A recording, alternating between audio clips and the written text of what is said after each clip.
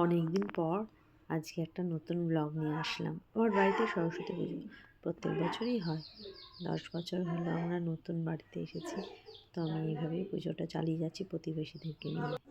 হানের পর এ বছর এসো চন্দন পুষ্পাঞ্জলি নম ভগবতী সরস্বতী দেব্যই জমা দাও।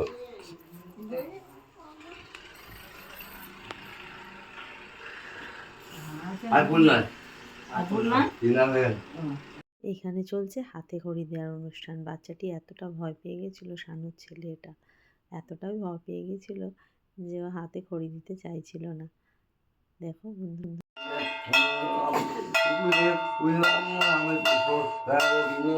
ভালো লাগছে।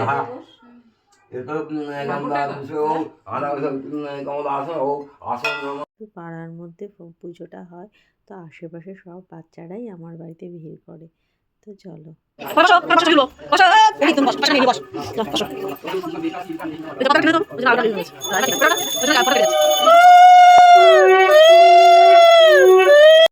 সবার তো খিদে পেয়ে গেছে, তাই লুচি, আলুর দম, খিচুড়ি, বাঁধাকপি চাটনি, পাঁপড় এগুলোর একটু আয়োজন করেছিলাম যৎসামান্য সবাইকে।